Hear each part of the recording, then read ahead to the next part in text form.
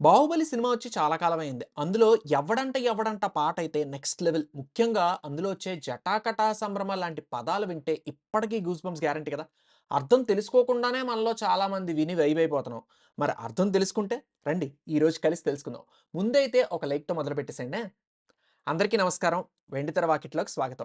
'బాహుబలి' సినిమాలో 'ఎవ్వడంట ఎవ్వడంట' అనే పాట గురించి మాట్లాడుకోవాలంటే, ఈ పాటలో మెజారిటీ పోర్షన్ అయిన పద్యాలు రావణాసురుడు రాసిన 'శివతాండవ స్తోత్రంలోను' అన్నమాట. ఈ మొత్తం స్తోత్రంలో 3 పద్యాలు లాంటివి పాటలో వాడుకున్నారు. అందులో మొట్టమొదటిది జటాకటాహ సంభ్రమ భ్రమణ్ణిలింప నిర్ఝరీ విలోల వీచి వల్లరీ విరాజమానమూర్ధని అంటున్నారు. అంటే ఆ పరమశివుని మెలికలు తిరిగిన జటాజూటాల్లో సుడులు తిరుగుతున్న ఆ గంగమ్మని చూస్తుంటే అవేవో నీరు కలిగిన లోతైన బావుల్లా ఉన్నాయట. ఆ గంగామాత యొక్క తరంగాలు అంటే వేవ్స్ పై అదే శిరస్సుపై ఉన్న చంద్రుడి యొక్క కిరణాలు పడి ఆయన తల మెరిసిపోతోందట. ఎంత అద్భుతమైన వర్ణన చూడండి.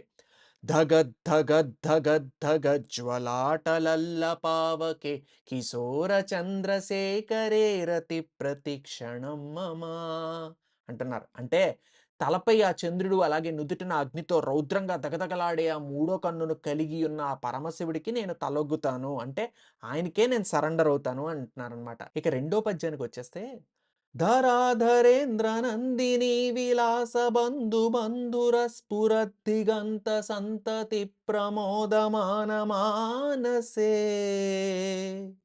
కృపాకటాక్ష ధోరణి నిరుద్ధ దుర్ధరాపది క్వచిత్ దిగంబరే మను వినోదమేతు వస్తుని అంటున్నారు. అంటే ఎవరు పర్వతరాజు కుమార్తె అయిన పార్వతీదేవికి తోడై ఉంటాడో, ఎవరిలోనైతే ఈ ప్రకాశవంతమైన సృష్టి మొత్తం ఇమిడి ఉందో, ఎవరి మదిలోనైతే తేజోవంతమైన ఈ విశ్వం మొత్తం దాని యొక్క జీవులు కూడా వర్తిల్లుతున్నాయో, అంటే మనం ఎవరైతే తన దయతో కటాక్షించి ఎంత పెద్ద ప్రమాదాన్నైనా ఆపేయగలడో, ఎవరు అంతటా విరాజిల్లుతున్నాడో, ఎప్పుడు దిగంబరుడై అంటే దిక్కుల్నే అంబరములు అంటే బట్టల కింద కట్టుకుంటాడో, ఆ పరమశివుడికి మాత్రమే నా మనసుకి ఉల్లాసాన్ని కలిగిస్తాడు.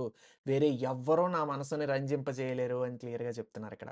ఇక ఈ పాటలో ఉన్న చివరి పద్యంలో ఏమంటున్నారంటే, జటాభుజంగ పింగళ స్ఫురత్ఫణామణి ప్రభా కదంబ కుంకుమద్రవ ప్రలిప్త దిగ్వధూముఖే మదాంధ సింధుర స్ఫురత్వగుత్తరీయమేదురే మనోవినోదమద్భుతం బిభర్తు భూత భర్తరీ అంటున్నారు.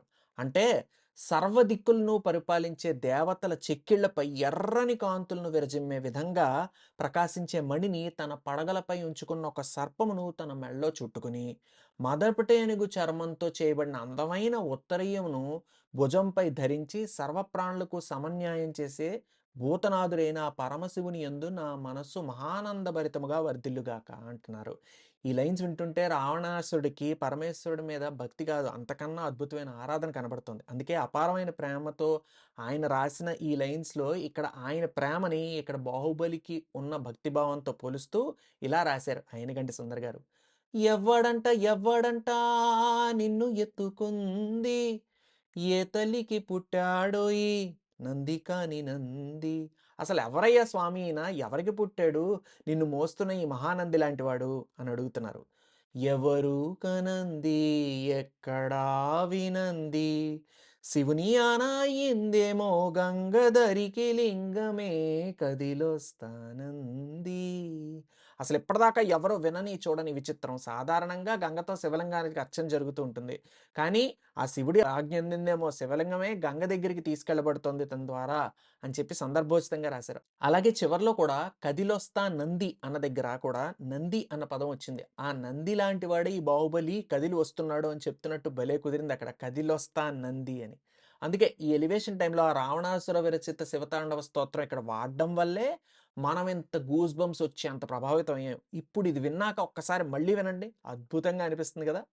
మరి ఇలాంటి విశేషాలు మరిన్ని మీ ముందుకు తీసుకొచ్చే ప్రయత్నం ఎప్పటికప్పుడు చేస్తూనే ఉన్నాను. చేస్తూ ఉంటాను కూడా. మరి అవి చూడడానికి మీరు సబ్స్క్రైబ్ అయిపోవాల్సిన ఛానల్ వెండితెర వాకిట్లో.